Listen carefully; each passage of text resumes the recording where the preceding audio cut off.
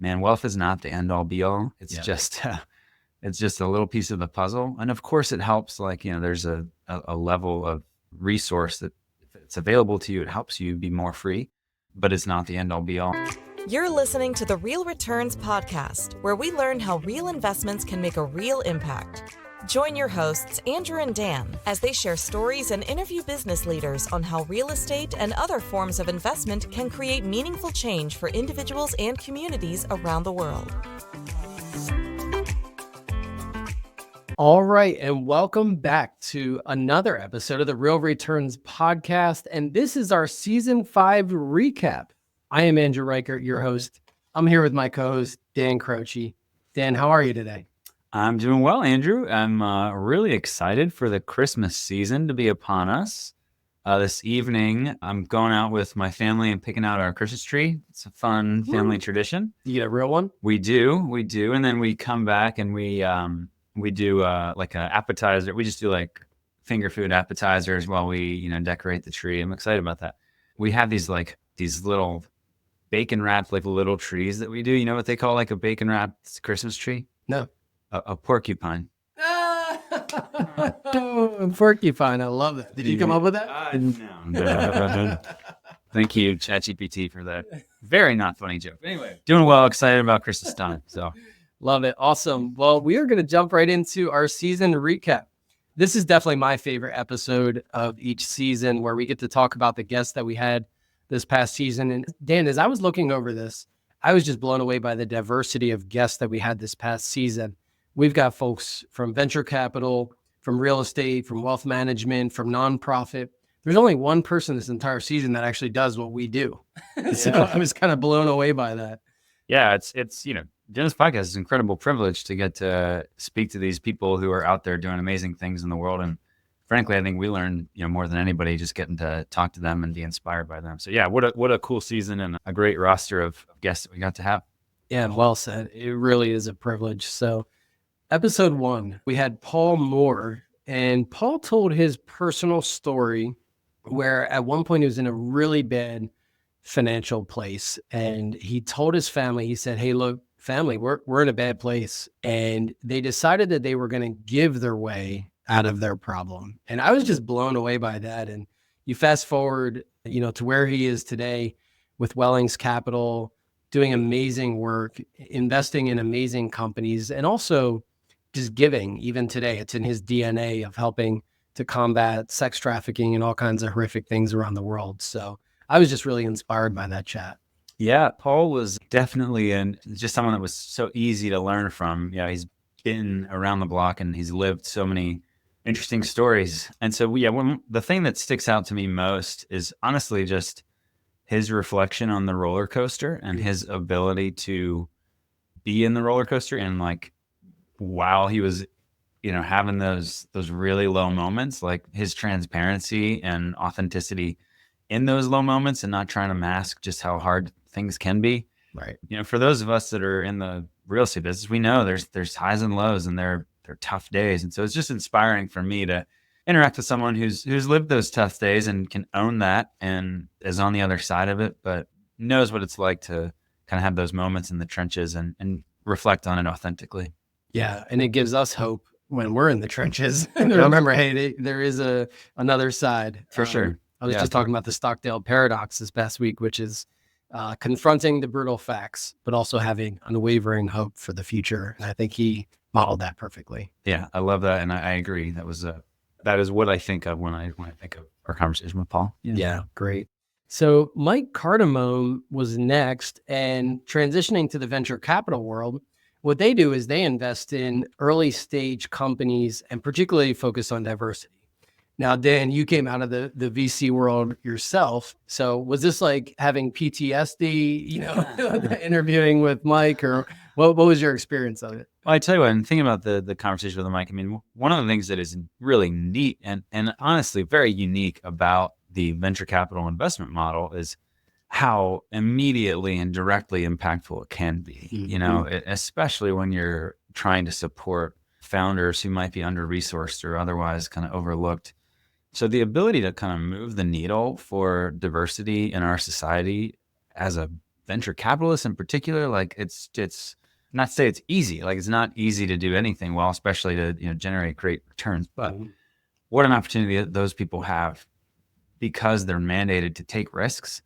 They can stroke those checks that can really kind of move the needle for society and bring about change. So I love thinking about now, that I found the actual craft of venture capital investing and trying to take $1 and turn it into $2. I thought that was a really hard thing to do in that space.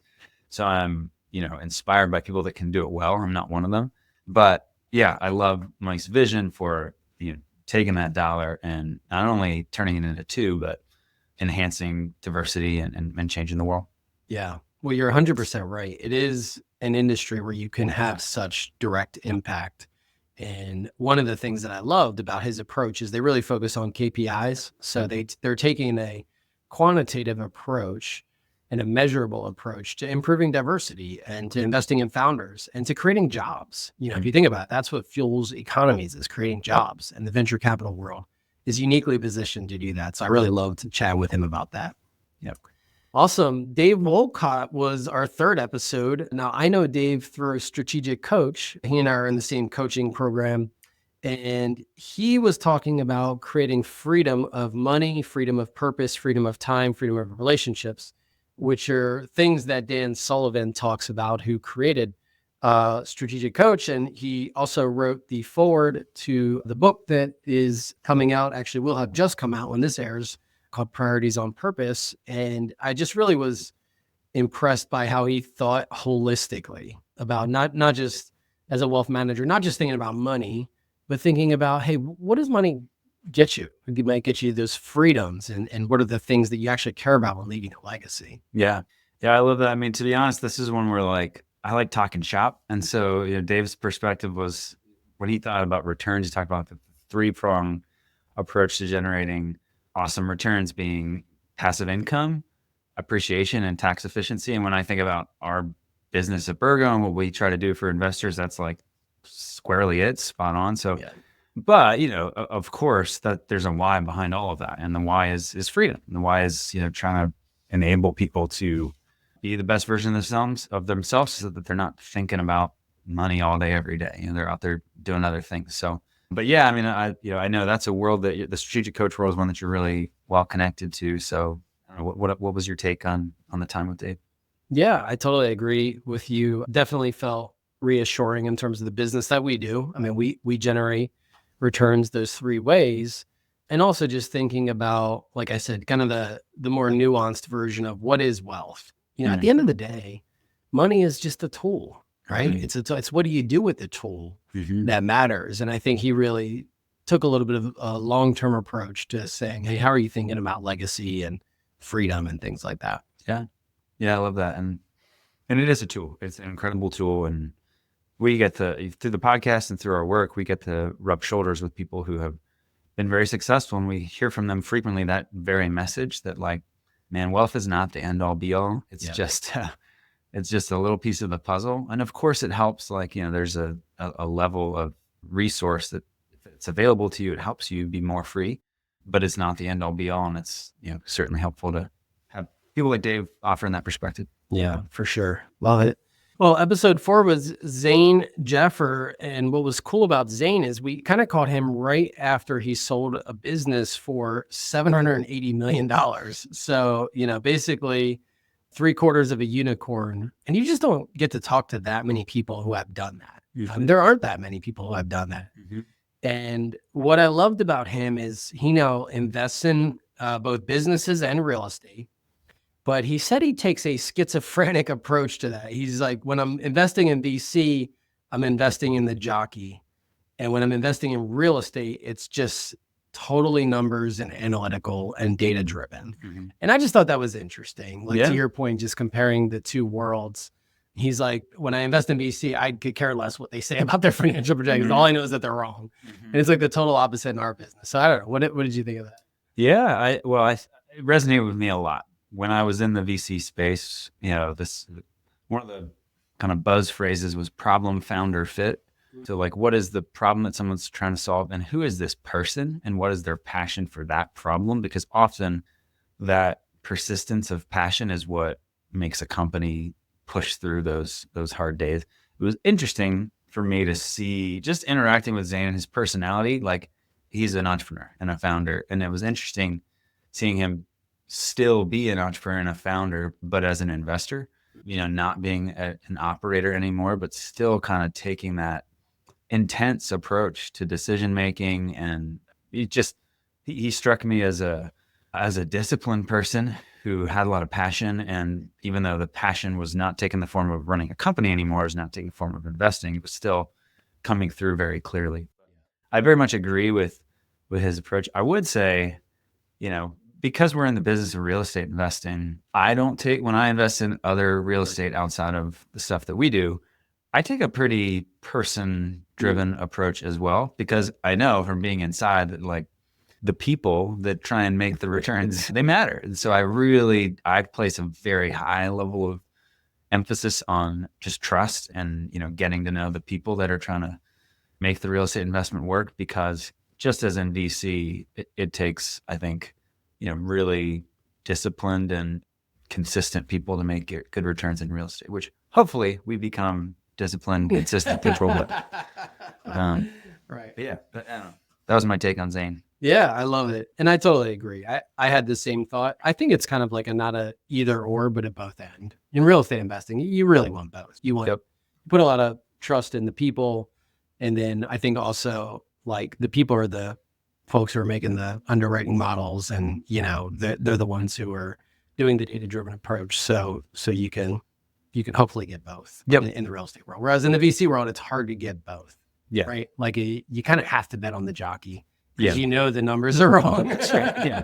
Yeah, for sure. In real estate, you better have some directionally accurate numbers, or else you're definitely not going to win. So. Right, exactly.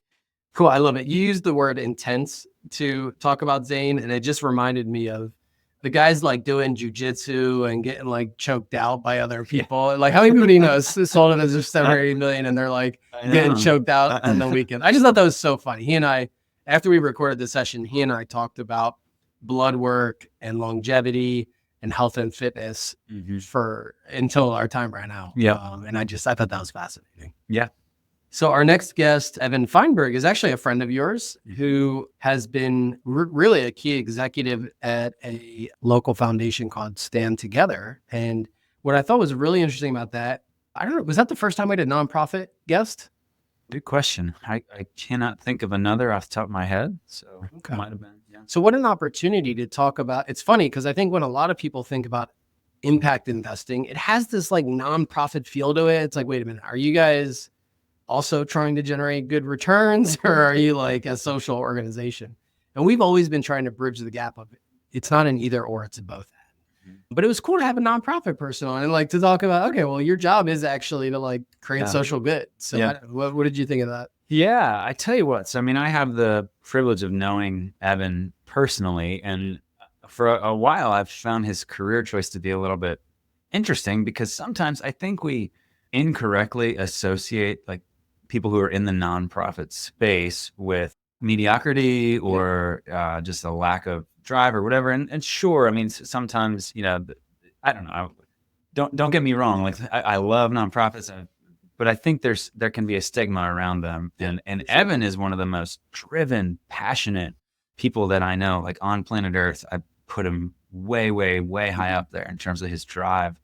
So it's neat to see someone in that space taking that like very high level passion and drive to improve the world and executing on it. And I think that the work that Stand Together is doing, what's most beautiful and inspiring about it to me is how empowering it is to individuals. Like, they are seeking out individuals who believe in themselves, who believe in the power of the individual and the community to bring about change. They're not looking to someone else to like make the change happen for them. Yeah. And so they're looking for, honestly, they're looking for under-resourced individuals, diverse individuals who may not have the same access to capital, things like that. And they're empowering them, and they're doing incredible things. So I'm really inspired by the work of Stand Together. In some ways, they get to do some of the things we like to do, which are create these other types of returns, but they get to just do that. So they're a Right. little bit lucky, but they're also, profitable as a nonprofit. They're making valuable enterprises out there in the world. So Yeah. pretty cool stuff. Very cool stuff. I love that. And I love thinking of it as an opportunity to really invest in those organizations that might not otherwise have access to that kind of capital. I mean, what a great way to make impact. And one of the things he said is that they're focusing on shifting mindsets, not just addressing symptoms. And so I'm a big mindset guy. And so that just really resonated with me, like to have impact on people, not just by being a Band-Aid, because I think that can sometimes be the stigma with nonprofits is like, look, you guys are just doing the Band-Aid stuff, but really getting down and addressing the root cause, addressing the mindsets. I love that. Yeah. Inspiring. Damian Lupo, episode 6. So Damian, really interesting guy, also, achieved a lot of success in terms of having big financial exits. Current venture, frame tech, doing, some really interesting stuff in the construction world. But he also had this EQRP company that is doing qualified retirement planning for folks who want to invest in products like ours. So, if somebody wants to invest in like a real estate fund with their qualified retirement dollars, you kind of can't do it. I mean, you can do a self-directed IRA, but if you're investing in equity, you might have this thing called UBIT that can really get you. And then 401ks, you kind of can't invest in private funds like us. I just thought it was cool. He was taking a unique approach to actually helping folks get access to products like ours. Yeah. Well, I think that's the key word that sticks out to me from the work that Damien is doing is access. And what a way to be impactful on the world around you by focusing on using technology to improve access for everyone to, great investment products. It's something that we have been passionate about here at Burgo. We've tried, but it's a complicated landscape out there. The regulations, we had an offering, regulation A+ offering. It's very expensive. It's complicated to do this stuff, to bring access to high quality, sophisticated financial products to the everyday person in a retirement account. What a worthy effort. So I love it. And I think Damien's out there doing really, really good work. And again, like, how could you be more impactful to the world around you than to improve access to quality products for the masses? So, yeah. One of the things I loved most about our chat with Damien, again, he just shared personal details and talked about his own personal adversity. Same thing with Zane Jeffer. Jeffer talked about his personal adversity and how that built resilience. And he talked about financial setbacks and that actually building resilience. And I think about that a lot with our business and really any business, that adversity helps to build that resilience and makes you sort of anti-fragile. And I thought that was something that was neat about him and just some of the adversity he had gone through. Yeah. But that's definitely a thread among some of our guests recently. And it makes sense. People that have been in those low moments and learned how to navigate them and stay the course and bounce back often find themselves at the mountaintop eventually. So much to learn from them. For sure. So episode 7 was our first episode and our only episode last season where we had somebody that does what we do on the podcast. So John Kasman is a multifamily syndicator. So Class B multifamily, similar product to ours, a little bit of a smaller scale, but it was cool to hear his perspective on investing and working with passive investors and empowering them to create generational wealth. I mean, he's basically, we couldn't have pitched, the product any better ourselves to exactly what he was talking about is kind of the work that he does. So any takeaways from that really stuck with you? Well, I think John's personal story was just inspiring to me, thinking about, he was in the corporate world. He was doing marketing and advertising and dabbling in real estate on the side. And there are a lot of our peers that I think have followed somewhat of a similar path. But when I hear a story about someone doing that successfully, it just inspires me. And if nothing else, it's the beauty of real estate. It hits home when I see someone crafting a future for themselves and using this amazing asset class to do it. I also, though, really resonated with John's passion for doing it the right way, thinking about the way that he interacts with the communities that he's invested in and the residents that live in the buildings that he owns and invests in. Not everyone is as thoughtful about that as they perhaps should be. But John struck me as one of those guys that really wants to do things the right way. So just kind of kindred spirits in that regard, and have a ton of respect for for what he does. He's also, investing in some of the similar markets that we invest in, kind of the workforce housing and the Rust Belt, that kind of profile.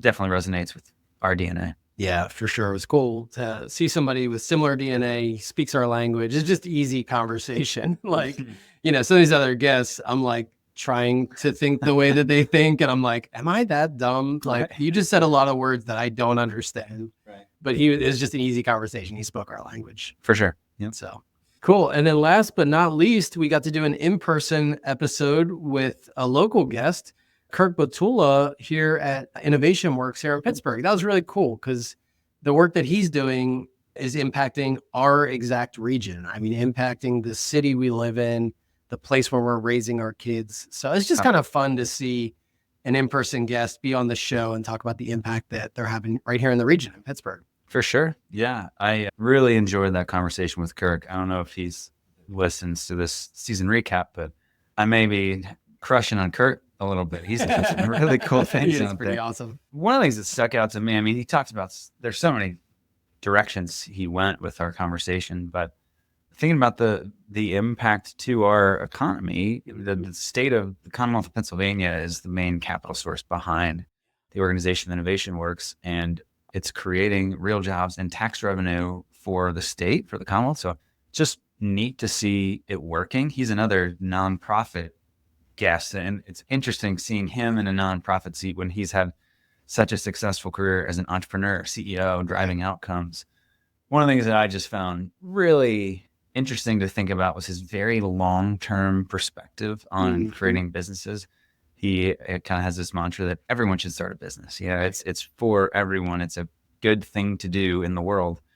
But just his perspective on like, what is business? What is its place in society? And how can we take like a 100+ year perspective on the decisions that we're making, not just every incremental decision trying to generate liquidity for shareholders, but every incremental decision focused on truly creating value for an entire ecosystem. So good. Yeah. Yeah, I can't remember his statistic, but I want to say he said for like every $1 that, the Commonwealth of Pennsylvania invests in Innovation Works, they get like $4 of tax revenue or something. So I think that was it. Yeah. What an impactful KPI to be able to share, right? Yeah. 4-to-1 on your dollars invested. The one thing I really love that he said is he sort of challenged the conventional idea of impact investing. And he said, wait a minute, guys, doesn't every business create impact? Like, it's not really a question of, are you having impact? It's a question of what kind of impact are you having? Yep. And that is just so true. And it really helped me think about the purpose of our podcast. Like, it's really not just about what impact are you having, but like, what is that impact having on the world? It's like, you're definitely having impact, but what is that impact that it's actually having on the world? And it just kind of reframed my mindset a little bit. Yeah. Yeah. Pretty much every word Kirk said was like, I never thought of that. So it was really fascinating. Well, that's a wrap. I mean, that was 8 really fun guests, really fun season. It's hard to believe that season 5 is done. We've been at this for 2.5 years. Yeah. So we just celebrated our 9-year anniversary as a partnership. Is that right? Yeah, that's right. So we've been doing a podcast for just about a third of our partnership life. That's crazy. Pretty wild to think about. Yeah. I've had a lot of fun doing this podcast with you. Thanks for doing it with me, and really looking forward to doing another season. Likewise. Yeah. And thank you to our listeners for being along for the ride. Hope that you've enjoyed what we're putting out there, and always love to hear from you if there's anything that you'd like us to cover. Yeah. Thanks so much for joining. Thanks for another fun season. Thank you to all of our guests, and we'll look forward to seeing you in season 6. Thank you for joining us for this episode of the Real Returns Podcast. We hope that you learned something new about how you can invest to make a lasting impact on those around you. Please be sure to subscribe to our show wherever you listen to your podcasts, leave us a review, and share about us on social media. We hope you will join us for our next episode, where we will be continuing the conversation around impactful real estate investing.